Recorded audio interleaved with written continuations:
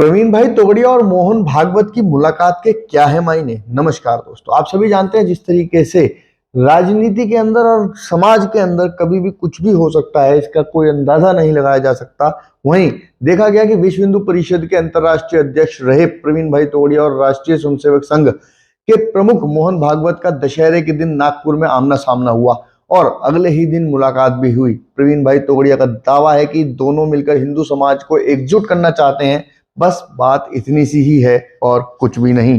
प्रवीण तोगड़िया और मोहन भागवत की मुलाकात अपने आप में एक महत्वपूर्ण घटना है। लंबे अरसे के बाद ये मीटिंग ऐसे माहौल में हुई है जब राष्ट्रीय स्वयंसेवक संघ और बीजेपी के नेतृत्व के बीच सब कुछ ठीक ना होने की चर्चाएं जोरों पर हैं। करीब 3 दशक तक विश्व हिंदू परिषद से जुड़े रहने के बाद 2018 में प्रवीण भाई तोगड़िया ने इस्तीफा देकर संघ से भी अपना नाता तोड़ लिया था। नई बीजेपी के दौर में अपनी पूछ घटने से प्रवीण तोगड़िया बेहद नाराज थे और प्रधानमंत्री नरेंद्र मोदी और बीजेपी नेता अमित शाह के विरोधी माने जाने लगे थे। जब कोई रास्ता नहीं सूझा तो संघ से भी नाता तोड़कर प्रवीण तोगड़िया ने अलग राह पकड़ ली थी और अंतर्राष्ट्रीय हिंदू परिषद के नाम से एक नया संगठन बना लिया था।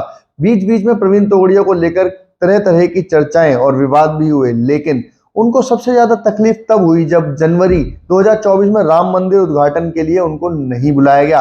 ध्यान रहे, विश्व हिंदू परिषद ने ही अयोध्या में राम मंदिर बनाने के आंदोलन को शुरू किया था। अंग्रेजी अखबार द हिंदू में प्रवीण तोगड़िया और संघ प्रमुख मोहन भागवत की मुलाकात को लेकर एक रिपोर्ट प्रकाशित हुई है। सूत्रों के हवाले से बताया गया है कि ये मुलाकात अचानक हुई है। दशहरे के दिन दोनों नेताओं ने नागपुर के एक समारोह में एक दूसरे का अभिवादन किया और अगले ही दिन मिलने का फैसला किया।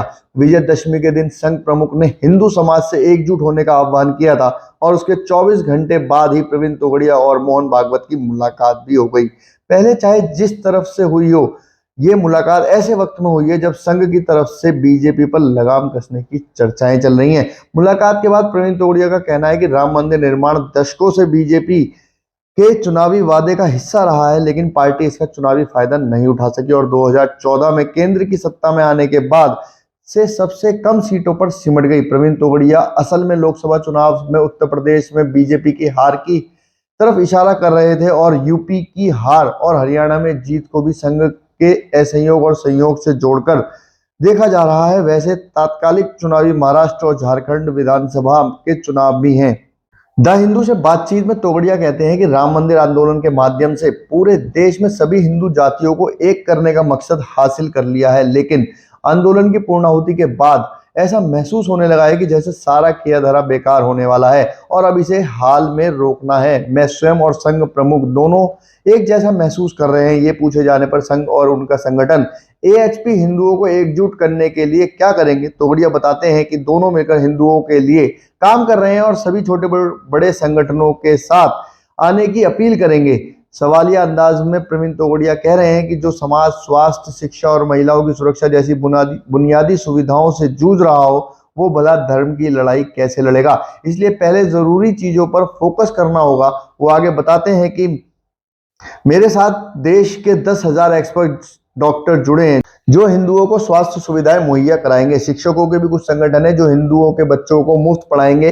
समान विचार रखने वाले कुछ संगठन जो लोगों को स्ट्रेंथ ट्रेनिंग देते हैं, वे हिंदू महिलाओं को आत्मरक्षा की मुफ्त ट्रेनिंग भी देंगे जिससे वो हमलावरों से खुद को बचा सकें।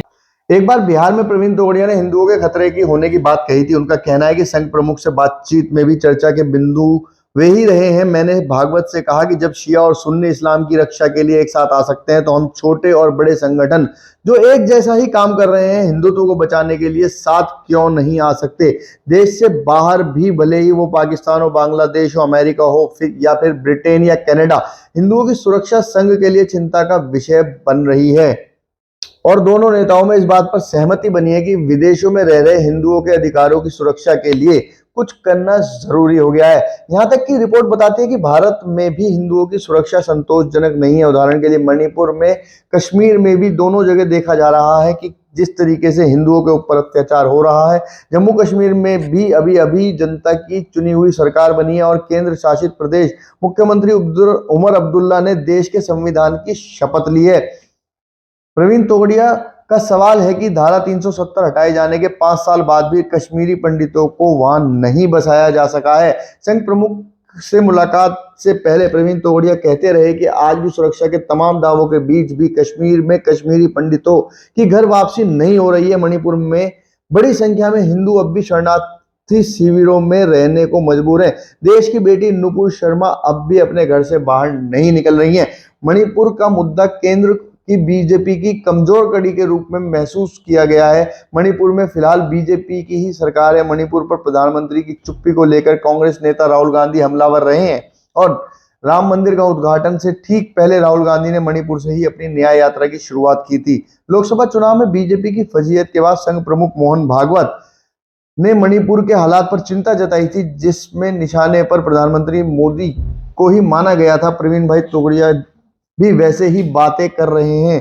क्या बदलते समीकरणों के दौर में प्रवीण तोगड़िया की वापसी होने जा रही है? देखना होगा कि आने वाले समय में दोनों संगठन किस तरीके से मिलकर कोई एक ऐसा फॉर्मूला बना सकते हैं जिससे कि हिंदुओं के लिए काम करने की व्यवस्था भी हो और दोनों एक साथ अपनी विचारधारा को आगे बढ़ा सकें। अगर आपको ये जानकारी अच्छी लगी तो हमारे चैनल को सब्सक्राइब करें, वीडियो को ज्यादा से ज्यादा शेयर करें और ऐसी खबरों के लिए हमारे साथ जुड़े रहें। धन्यवाद।